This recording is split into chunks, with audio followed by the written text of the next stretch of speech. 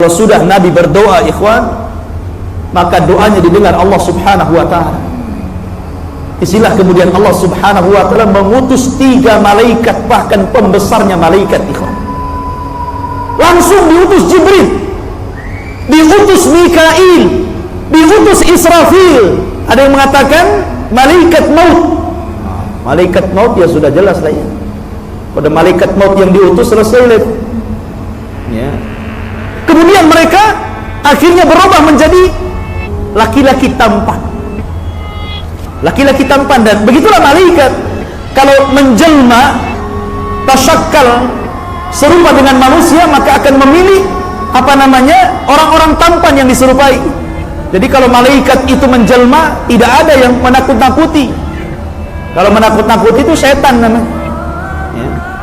Makanya Nabi SAW ketika berjumpa dengan Jibril, biasanya Jibril itu tasyakkal, berubah wujud menjadi manusia, terkadang meniru siapa? Sahabat Dihyah Al-Kalbi, seorang delegasi yang biasa diutus untuk mengirim surat oleh Rasul, dan dia orang yang paling tampan di kota Arab. Makanya Aisyah pernah melihat Rasul berdiri di hadapan Dihyah, padahal malaikat Jibril. Maka Aisyah mengatakan, wahai Rasul, aku melihat engkau di hadapan Dihyah, ada apa? Kata Nabi, bukan, itu bukan Dihyah, dia adalah Jibril. Dia menyampaikan salam untukmu dari Allah. Insyaallah. Aisyah dititipin salam sama Allah. Ya, itu luar biasa itu. Kita mah dititipin salam dari Raja Salman, udah bangga tuh. Dapat salam dari Raja Salman. Salman yang mana? Gitu. Paling kita nggak percaya gitu. Itu baru salam tuh. Gimana antum dihajikan gitu. Baik, ini Allah yang nitip salam kan, luar biasa Aisyah. Ini salah satu keutamaan Aisyah radhiyallahu anha. Lah kemudian sebelum mereka mendatangi kaum Sodom itu, maka 3 malaikat yang menjelma menjadi orang-orang tampan ini mendatangi Ibrahim dulu. Mendatangi Nabiullah Ibrahim alaihi salatu wassalam. Lah ketika mereka datang kepada Ibrahim alaihi salatu wassalam, Ibrahim itu dikenal orang yang suka menjamu tamu. Jadi ketika datang 3 tamu, tidak tahu Ibrahim siapa mereka gitu kan, karena mereka anak-anak muda tampan. Tapi husnudonnya Ibrahim adalah ketika ada tamu langsung diterima. Bahkan dijelaskan Ibrahim itu menyembelih ijlin samin, anak sapi yang sangat besar gitu kan. Nah ini menunjukkan tamu ini nggak kenal siapa. Kemudian datang ke rumahnya bertanda, itu nggak mikir dulu, nggak minuman yang dikasihkan gitu kan, suruh tunggu dulu. Kemudian dia ke belakang rumah, dia sembelih itu anak sapi yang besar. Luar biasa itu. Nah, coba antum praktekkan kayak gitu kalau anak ke rumah antum gitu kan, sembelih kambing. Tunggu Ustaz ya, saya nyembelih ayam dulu. Kan asik, hari-hari saya ke rumah antum. Ya. Jadi Ibrahim alaihi salatu wassalam ini ketika sudah dihidangkan makanan, Masya Allah, 3 tamu ini nyentuh saja enggak, dilihat pun enggak gitu kan. Namanya malaikat, nggak makan nggak minum. Setiap disodorkan makanan yang ditatap Ibrahim, setiap disodorkan minum ditatap lagi Ibrahim. Gimana Ibrahim nggak takut? Ibrahim sudah tua, ini anak-anak muda kalau berbuat jahat habislah Ibrahim kan gitu. Dalam riwayat, kenapa 3 orang ini tidak mau makan? Karena Ibrahim, ada yang mengatakan tidak mau gratis, karena mereka tamu. Kata Ibrahim, boleh kalian makan, tapi harus bayar dulu. Kemudian malaikat ini mengatakan, apa bayarannya? Kata Ibrahim, katakanlah di permulaan Anda makan dengan bismillah, dan di akhir setelah makan ucapkan alhamdulillah. Maka kata 3 malaikat, sadaqallah, sungguh benar Allah yang mengatakan anta ini Khalilur Rahman, kekasih Allah subhanahu wa ta'ala. Jadi mengatakan adab makan itu sudah ada sejak zaman Ibrahim. Baca bismillah, terakhir alhamdulillah. Ustaz kalau nambah bismillah lagi, alhamdulillah lagi, kan begitu. Baik. Kemudian setelah itu Ibrahim bertanya nih, mulai berdialog nih. Fama khatbukum ayyuhal mursalun. Setelah Allah memberitahu bahwa dia adalah para utusan Allah, maka mereka mengatakan, inna ursilna ila qaumin mujrimin. Kami diutus Allah Subhanahu wa taala untuk menghancurkan umat yang mujrim, yang suka melakukan dosa. Kemudian kata malaikat, linursila ilaihim hijaratan min tin. Allah memerintahkan kami bertiga ini untuk menghujani mereka dari batu yang terbuat dari tanah, musawwamatan. Setiap batu tertulis nama satu-satu kaum mujrim itu. Bayangkan, musawwamatan itu artinya alamah. Jadi setiap batu yang menimpa kepada orang itu ada tulisannya. Setiap orang ada tulisan di batu itu. Musawwamatan, kata Allah, inda rabbika lil musrifin. Di sisi Allah bagi orang-orang yang melampaui batas. Masya Allah. Jadi adabnya satu-satu gitu. Batunya itu ditulis nama orang-orang yang akan diadab. Dan ini luar biasa, ikhwan. Ya. Maka ketika itu, ikhwatu fiddin, tiba-tiba istrinya Ibrahim tersenyum, fadhahiqat. Disebutkan dalam Al-Quran, maka istrinya Ibrahim itu langsung tertawa, tersenyum, senang. Karena memang dia tahu bagaimana kaumnya Lut itu. Mereka sudah luar biasa kejahatan. Kemudian baru setelah itu, tiga malaikat ini menghabarkan bahwa Ibrahim akan melahirkan Ishak. Kemudian juga setelah Ishak akan melahirkan Yakub. Artinya Ibrahim akan melihat anaknya Ishak dan juga cucunya Yakub. Baru setelah itu mereka berangkat ke negeri Sodom. Baik. Allah Subhanahu wa taala mengatakan, kadzabat qaum Lutin bin nudhur. Kadzabat qaum Lutin bin nudhur. Telah mendustakan kaum Lut itu bin nudhur dengan para pembawa peringatan kepada mereka. Saya katakan tadi tidak dikatakan al-mursalin tapi bin nudhur karena memang kaumnya Lut itu sudah luar biasa kurang ajarnya kepada Nabi. Diajak tidak mau, bahkan tidak mau mendengar, bahkan ngancam mau bunuh, bahkan ngancam mau mengeluarkan Lut, sehingga Allah mengatakan bin Nuh. Bahkan Allah Subhanahu wa taala sampai-sampai kemudian mengatakan lewat lisan Nabi sallallahu alaihi wasallam, rahimallahu, kata Nabi, ala akhi Lut laqad awa ala ruknin syadid. Semoga Allah merahmati saudaraku Lut, kata Rasul. Sungguh dia telah bertawakal kepada tiang yang sangat kokoh, maksudnya kepada Allah Subhanahu wa ta'ala. Kenapa Rasul mengatakan seperti itu?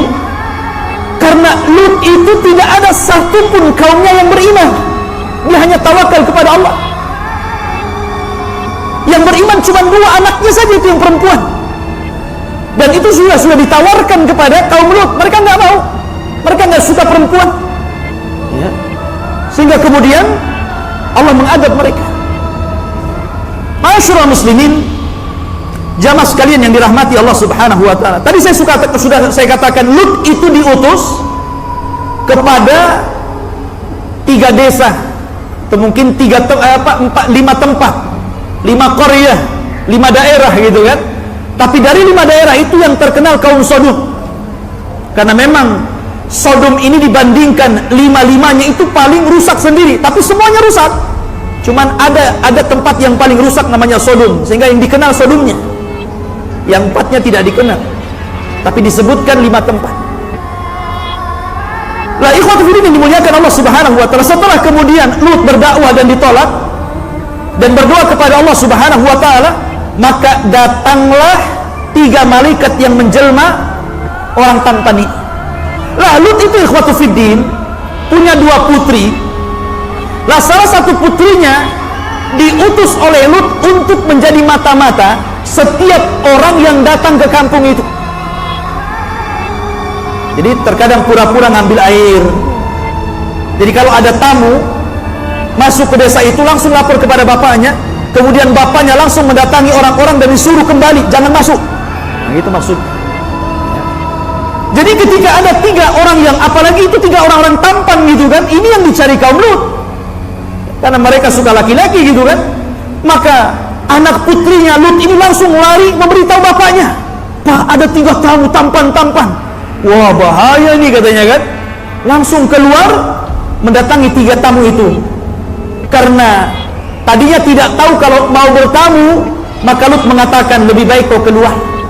Demi Allah, kata Lut, tidak ada manusia yang paling buruk yang Allah ciptakan di permukaan bumi kecuali mereka. Keluar, jangan masuk. Ya. Kamu bisa diperkosa, bahasanya seperti itu gitu. Malaikat diperkosa. Ya. Jadi khotibin yang dimuliakan Allah Subhanahu wa taala. Tetapi setelah kemudian 3 malaikat ini memang berhendak untuk bertamu, maka Lut tidak bisa, karena Lut itu kan mewarisi sifat Ibrahim. Dia beriman kepada Nabiullah Ibrahim, bahkan diangkat menjadi nabi dan rasul. Jadi banyak mewarisi sifat Ibrahim. Dia ingin menghormati tamu, tapi satu sisi dia takut dengan tamunya. Akhirnya dibawa ke rumah, diberitahu di rumah itu, pokoknya kamu harus pergi, intinya seperti itu. Ketika itu ikhwan, istrinya kan kufur. Istri Lut itu kufur, dan istri Lut itu mata-mata kaum Lut. Ketika melihat ada orang-orang tampan di rumahnya, akhirnya dia bergegas keluar memberitahu sebagian kaum Lut, "Di rumah saya ada laki-laki yang tampan dan saya tidak pernah melihat ketampanan mereka ada pada kalian." Wow, mendengar seperti itu ikhwan, ya, maka mereka berkumpul bergegas, ya, datang ke rumah Lut alaihi salatu wassalam. Ketika itu terjadi dialog antara Lut berusaha melindungi 3 tamu di dalam rumah ini, berusaha untuk bahkan Al-Quran mengatakan farawaduhu. Rawadu itu artinya saling merayu, ya, ditarik-tarik Lut itu gitu kan, supaya diserahkan orang-orang itu, ya. Tapi Lut terus tidak mau. Akhirnya kemudian Lut pun mengunci pintunya. Maka di malam hari ikhwatul fillah yang dimuliakan Allah Subhanahu wa taala, sebelum terjadi azab, maka orang-orang yang bergerak ke rumah Lut ini berusaha mengunci pintu tapi mendobraknya.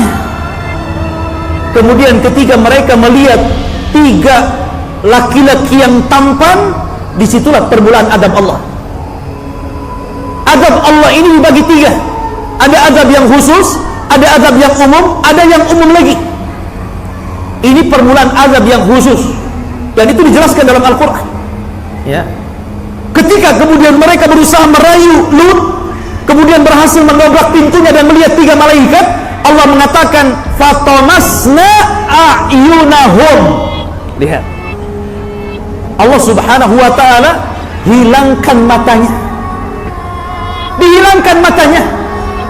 Bukan kalau dikatakan fatamasna ala a'yunihim, kami hapus terhadap mata-mata mereka, mungkin artinya dibutakan, matanya masih ada tapi buta, ya, itu bahasa Arabnya.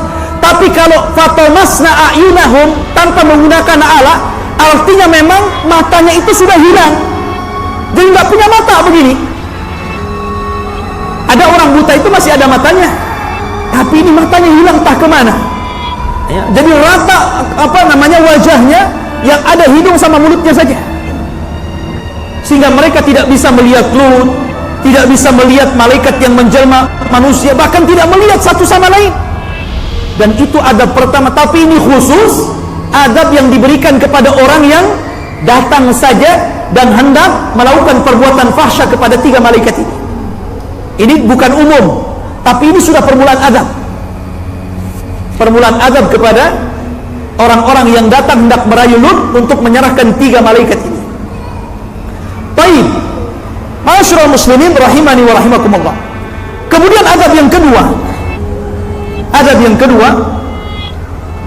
Allah Subhanahu wa taala mengirim hawa, mengirim angin. Makanya Allah mengatakan dalam surat An-Najm, wal mu'tafikata ahwa.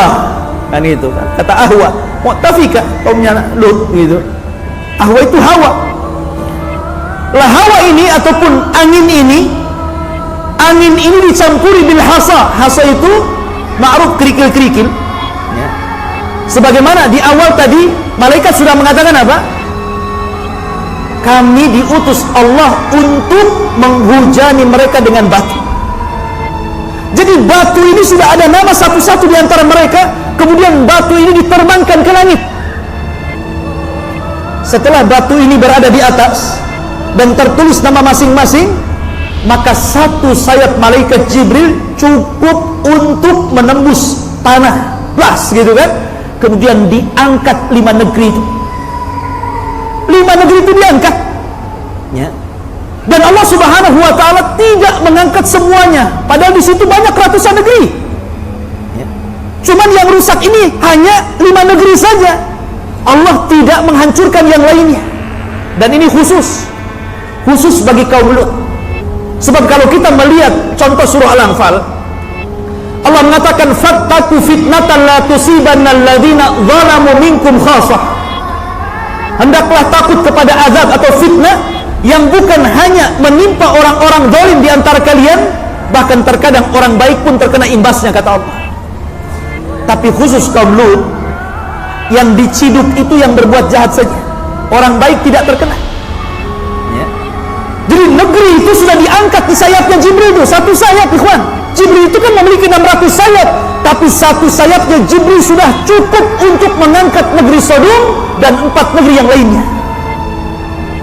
Ya iyalah, Nabi pernah melihat satu sayap Jibril menutupi ufuk.